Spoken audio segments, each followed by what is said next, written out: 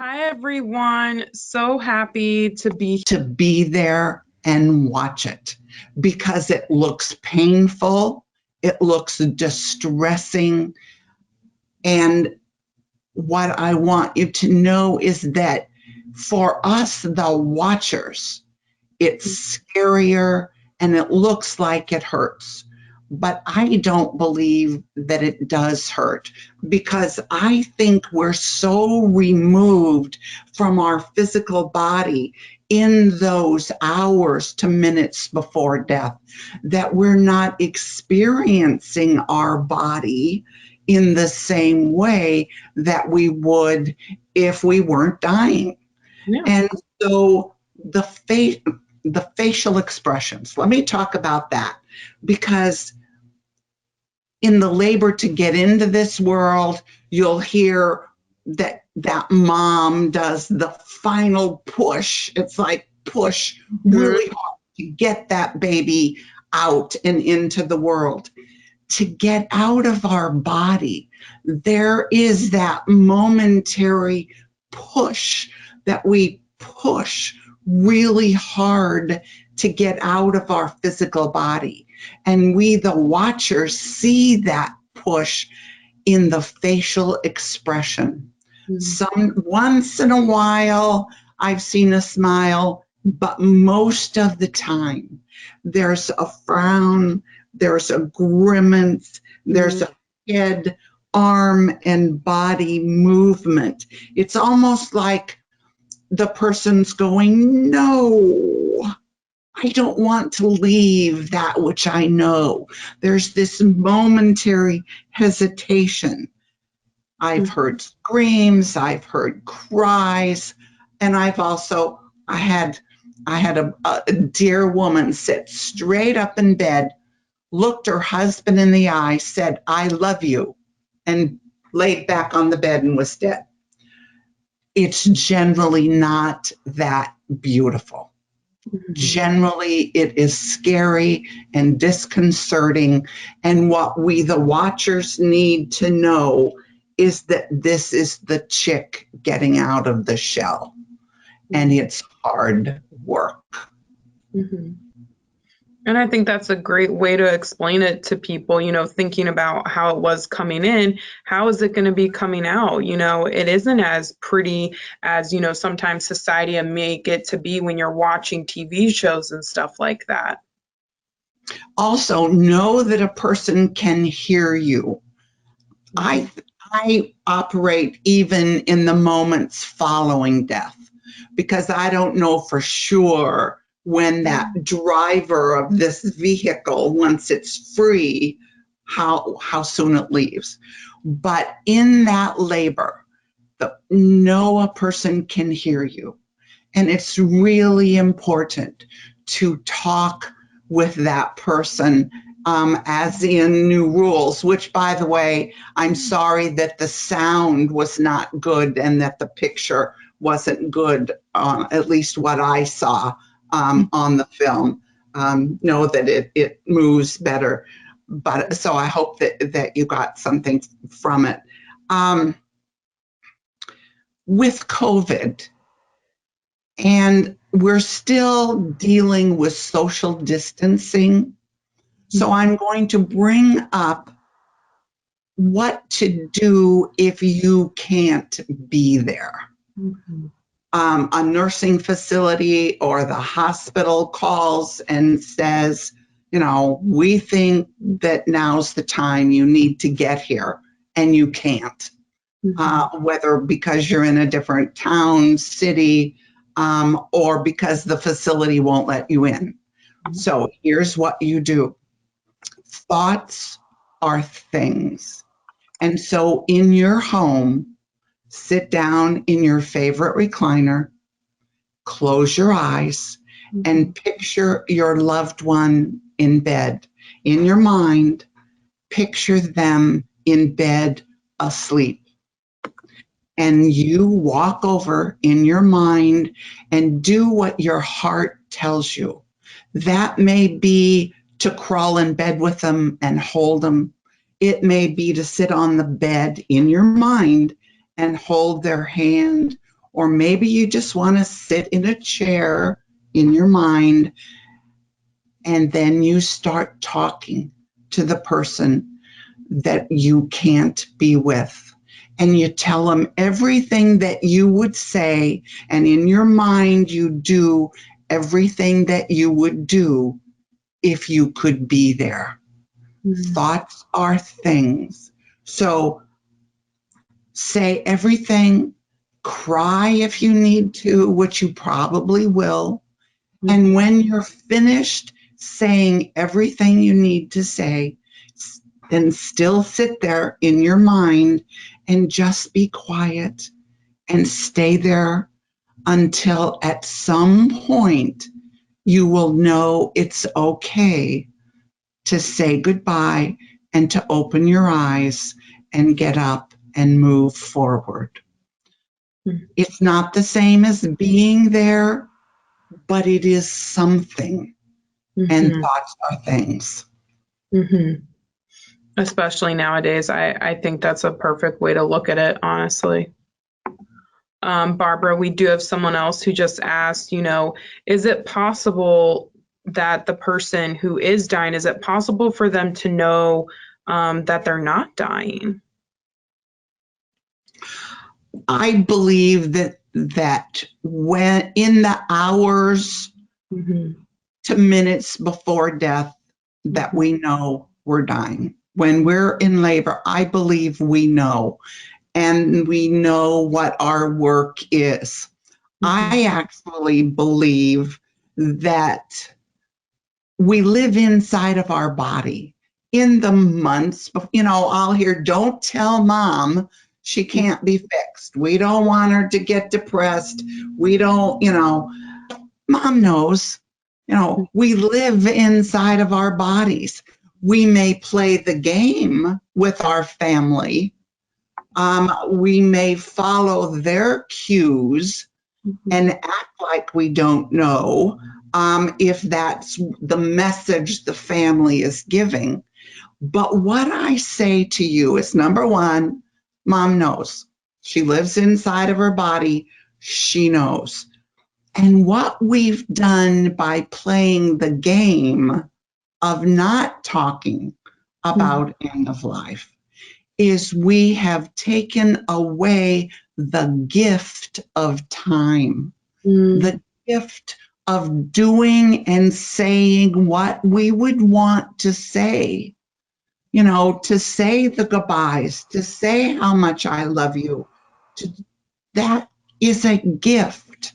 There's only two ways to die. You can die fast. That's getting hit by a truck. That's a heart attack.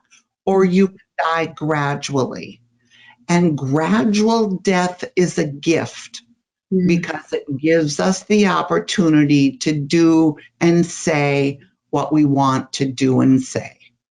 By not sharing that, then we're not taking advantage of our gift.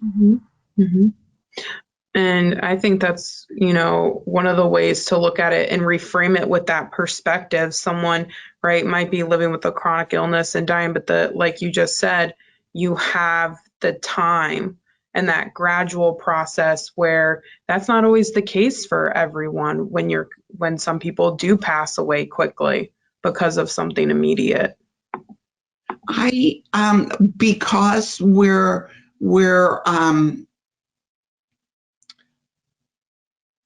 dealing with Alzheimer's and dementia, I would like to clarify something, if that's okay. Is that all right? Dementia, and there's all different kinds of dementia, as you know, beyond just Alzheimer's. Dementia doesn't play by the rules of dying. As you heard in new rules, you're going to look for three things: a person's eating habits, their sleeping habits, and withdrawing. With dementia, you can be withdrawn, the person can be withdrawn for years. Doesn't count. That doesn't mean they've entered the dying process. A person with dementia can sleep all the time, not get out of bed, be asleep 24/7 for years. It does not mean they've entered the dying process. It isn't until a person can't eat anymore that the dying process begins. Because if you don't eat, you don't live. And when choking becomes an issue, when they forget how to swallow, you put the food in their mouth and they just hold it there. When there is talk about artificial feeding, Yeah. that's the point, that if you choose not to have artificial feeding, which I personally think that just prolongs the dying process. So if you choose not to have artificial feeding, then the dying process begins. That's the point. You can then pick up Gone From My Sight, which gives you the signs of approaching death, and you go to weeks before death, because if you don't eat, you don't live. And it's going to depend upon the person's body type and weight as to how long they can go without eating. Always offer, but just don't force food. I think that's important. You know, in the video and what you're mentioning is not forcing things on the person. So I definitely think that's something to just reiterate to everyone. As much as we might have our own perceptions of end of life and death, you know, we're trying to allow the person to die with dignity and what they would want. And from that point, when eating becomes the issue, then all of the other signs of approaching death kick in. And then you can track, all right, these things are happening. This means we're talking weeks. These things are happening. This means we're talking days to hours to minutes. So then you just pick up and we all die the same. We do have someone who has asked us, Barbara, they have asked us, they want to hear your opinion. Do you think it is fair to the patient that they are in palliative care and telling them that instead of telling them that he or she is in hospice? So it sounds like to me this person is, you know, asking that. I guess they've mentioned to the person, they've told the patient they're in palliative care versus telling them that they're going on hospice. Well, that goes back to, I think we need to be honest with everyone. I don't think this is a time to play games. Yeah. And so, there is an appropriate time to be on palliative care, but there is also the appropriate time for the physician to sit down with the person and say, treatment isn't working. I can't fix you. Let's move to hospice. That really is the physician's job. I will have to say that not all physicians will do that, and that's really sad. Yeah. But so if you're a family member and your loved one, you're reading Gone From My Sight and you're going, oh my gosh, you know, he's doing all these things and all this chemo and all this treatment is making him worse. Yeah. Have a talk with the patient as a family and say, you know, we don't have to do this. We're going to support you in whatever your decisions are. But look, is this really how you want to live until you don't live anymore? And have that open family discussion And we will support you, Dad, in whatever your decisions are. But let's talk about what those decisions are. Mm. And do you feel that you want to continue this treatment even though it's really not making a difference? And so if the doctor doesn't have the courage to come out and say it, then as a family, talk about it and see what the person really, how he wants to live until he's not living. Mm-hmm. And that's a good way that we, as advocates for advocating for a person, whether you have, a healthcare proxy or POA, following through on your person's wishes. And sometimes that's just as Barbara said, having to approach the doctor and the care needs of that person. I have someone else who has asked us, Barbara, whoop, it just slid down because we're getting so many questions, which is great. And I do want to share, so many people have said, this was so helpful, how it happened when my dad passed away.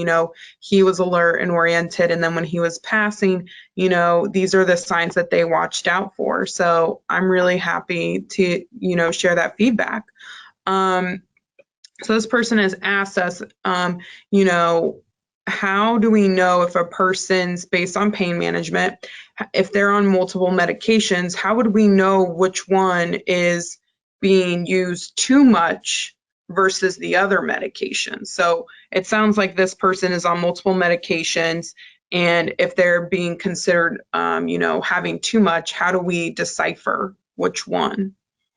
As a family, you're not going to know because you don't have the medical expertise to know the side effects of the various medications, the interactions of the various medications. Mm-hmm. So we tend to get with our physician, mm-hmm. and we become submissive. We become quiet. We don't ask questions. It's kind of like we're sitting in front of this superior being, and we become very small. And I want to say to you that physicians work for you. And you need, number one, to always have an advocate. Never go to the doctor by yourself. You need someone else there, so you've got two sets of ears listening and two minds asking questions. And make a list before you ever go to the doctor's appointment and ask questions. And one of the questions is, Dad's on all of these medications. Mm-hmm. Does he really need to be on all of these medications? Mm-hmm. And are some of the side effects that some of the symptoms that he's experiencing, could they be side effects from some of this medication? Ask questions. Another source of medication questions is the pharmacist. Ask your pharmacist. My dad's on all these medications. Pharmacist, what do you think? Are any of these interacting with each other and not a really good thing? Mm-hmm. So use those two sources. But remember, all of these healthcare professionals work for you. Mm-hmm. And you need to be the advocate for your loved one. And ask your questions. Don't be afraid. Don't be that deer in the headlights. Mm-hmm.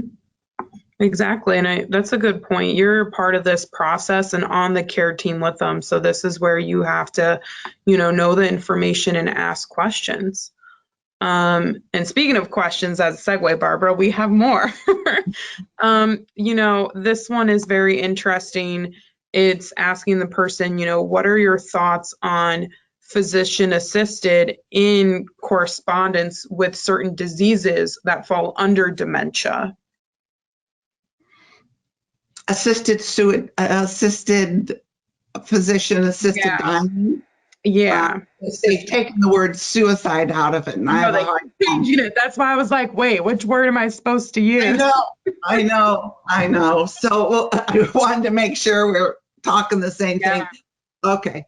Um, Which is hard. I don't think it's a set in stone answer at times. well, um, in various states, it's Mhm. legal. Mhm. What most people, I'm going to go with 99% of the people, when they have a life-threatening illness, Mhm. in the months before death, they're going to think of suicide. Mhm. They may not share that idea with anyone, but it is very, very normal in the months before death in someone who's been told, I can't fix you, Mhm. that they will think about suicide because they're more afraid of the space from right now until they are dead than they are of being dead. Okay, so it's if I'm going to die and I can't be fixed, then I just want to jump over this space and go Mhm. to being dead. In the 40 years that I have worked with end of life, I have had this many people try Mm. and this many people succeed. Wow. Most people think about it, but it's very, very, it takes a great deal of courage to kill yourself. And Mhm. most people don't have that courage. Mhm. So now back to assisted dying. Mhm. Talk about it. And I would talk to someone, and that's why they Yeah. have counseling, and that you have to go through counseling because it is normal to think, hey, I'm just gonna jump over this spot. I want it over with. Mhm. After the counseling, if that's a person's decision, then I am going to support them in that decision. Mhm. Um, I am not going to do anything to assist someone to end their life. And Yeah. I strongly recommend that no family members or friends Mhm. assist someone in ending their life. Number one, it's illegal, and you can be charged with manslaughter, if not downright murder. But Mhm. beyond that, most of us human beings are not strong enough emotionally to Mhm. live with the knowledge that we helped someone die. Mhm. So when I am counseling someone that wants to end their life, I say to them, I do not judge you. Let's talk about it, but do not ask someone to help you Mhm. because of the burden that you are putting on them. Yeah. Okay. Yeah. And I think that's important that, I appreciate you answering these questions because this just creates a dialogue to talk about these things and having conversations, which is where the key of this is being able to have a space like this to talk.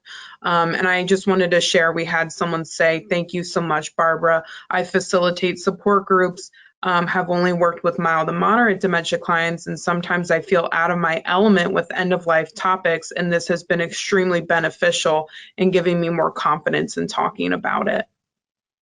Well, and you can go to my website, Yep. and I've got all these materials, Mhm. um, DVDs, booklets, Yeah. books. I have a blog that I write every week. Sign up for, get on the mailing list and get that.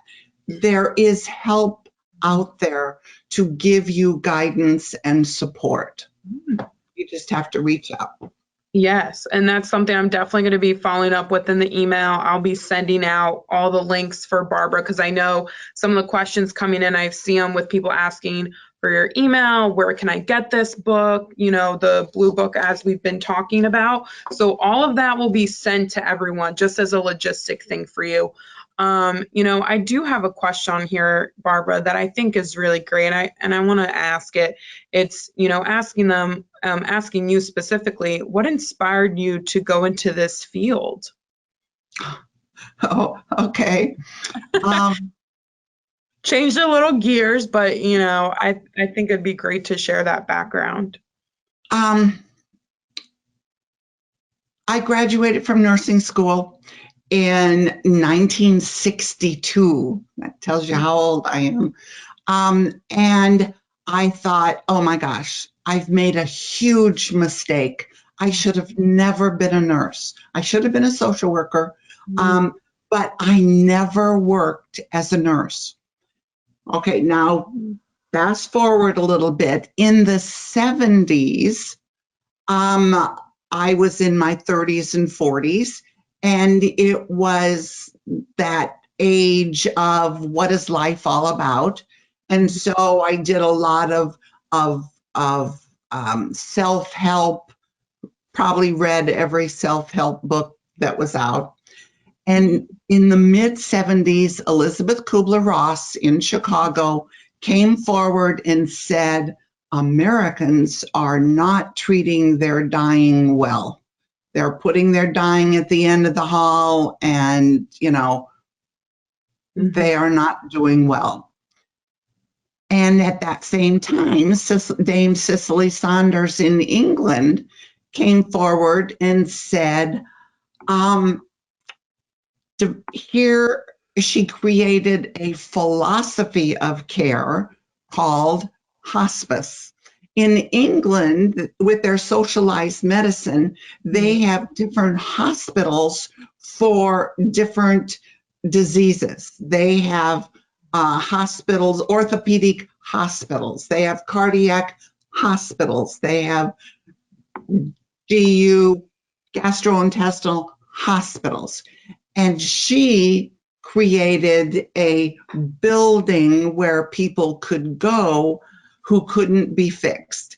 And she said, we're not going to play by the rules of what these other hospitals do. We're going to have cocktails.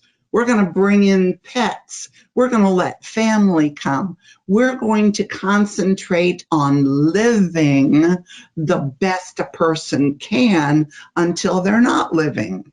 And those two people, those two women in the 70s, I said, oh my gosh, I can do this work. This is really interesting to me.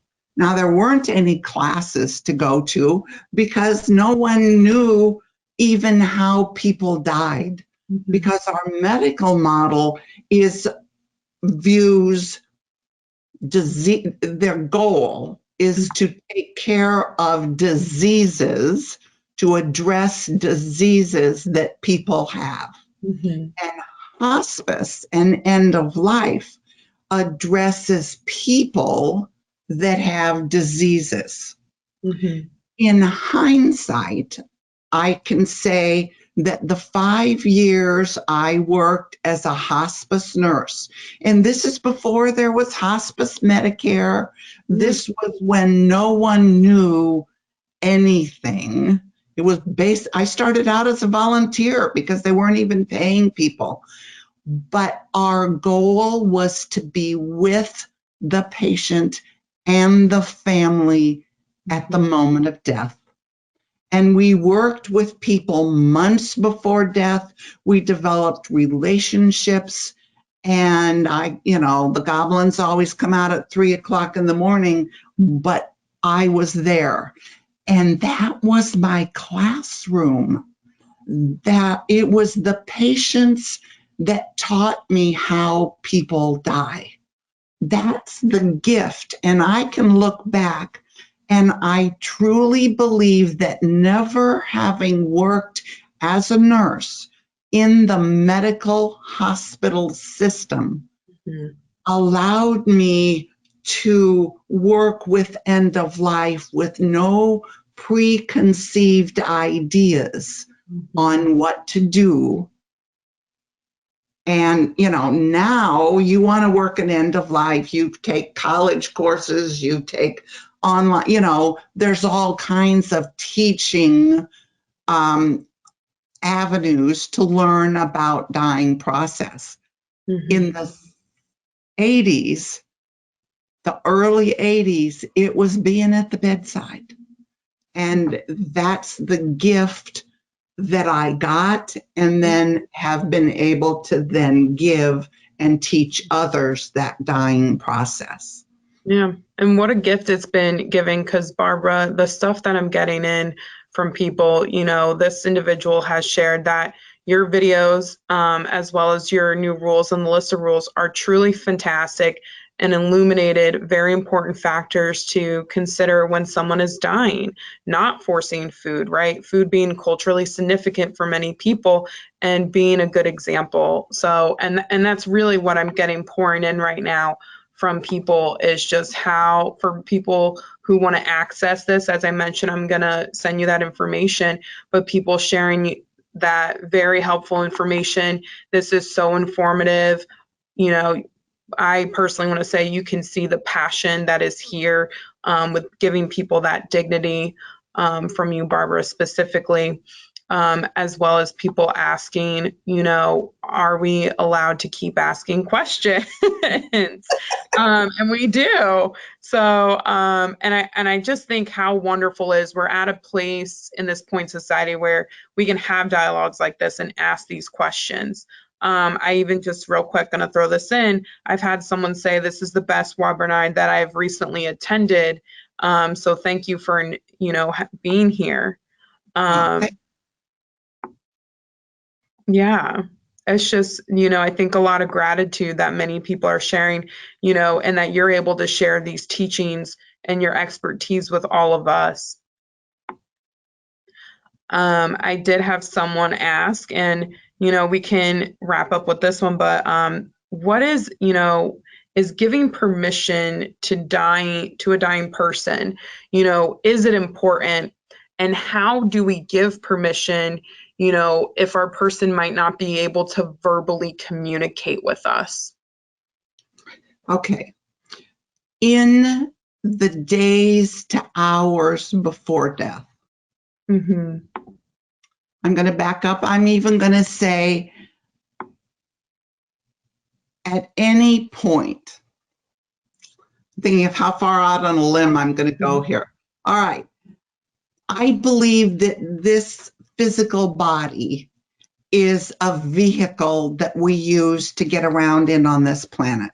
Mm-hmm. And there is a driver to this vehicle, okay? Mm-hmm.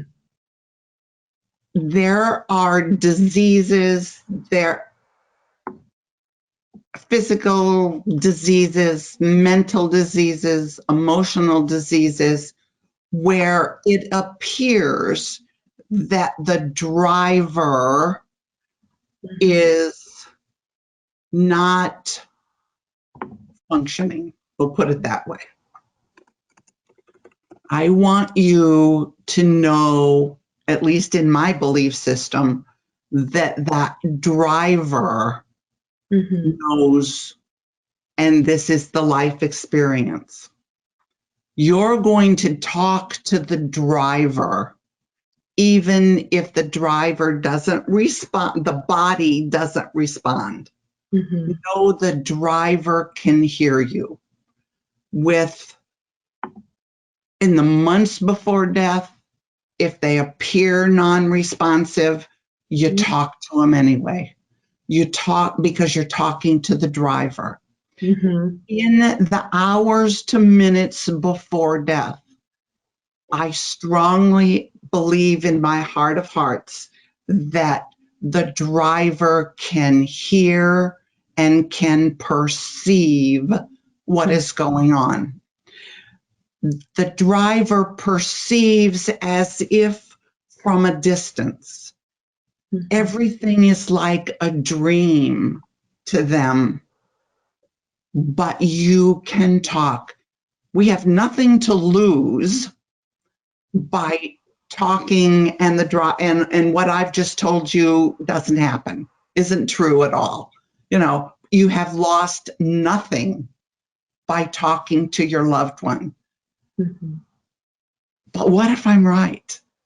What have you lost if you haven't taken that opportunity to talk from your heart in those days to hours? And I would say with someone with dementia, for any time. We don't know when someone with dementia is going to begin the dying process. But talk to them. You have nothing to lose. Nothing to lose. And in the minutes to hours before death, across the board, you talk to the driver and you tell him what's in your heart. And if you didn't, we've already talked about what you can do if you're not there. But no, we have limited control over the time that we die. Whether there's dementia or not, the driver has limited control over the time that we die. A very protective person will not die with their loved one in the room. You know, you can sit with mom for 3 days and get up to pee, and mom will die while you're in the bathroom because mom will protect you. Or mom can wait for you. And when you come in, or the son comes in from out of town and says, "Hi, mom, I'm here," and 15 minutes later, mom dies because she waited for that son. So if you're with someone when they die, you are with them because they want you there. And if you wanted to be there and you tried to be there and mom died when you weren't there, then take the gift of love and protection that she gave you. We have that much control. And, you know, with that being said, again, more people are commenting, you know, hearing is the last sense to go. Correct. Talk as much as you can with your person. I had someone who's typing in who said, "Thank you so much. So important. I've been a nurse for 35 years and this is extremely helpful for me. Thank you so much. Your insight on the dying process is really helpful." And I can't echo that, you know, as much as them, that I completely agree. This is such a sensitive topic. And, you know, someone who also mentioned that their mom is living to 100 with dementia, and she's on hospice, but she keeps talking with her all the time. And this is such an important conversation that we've created here. And so, Barbara, again, I just want to thank you for taking your time with us today to start these conversations and being able to provide insight on things and signs that we should be looking out for, how we can be compassionate to people who are going through the dying process, and just bringing that open-mindedness to the care.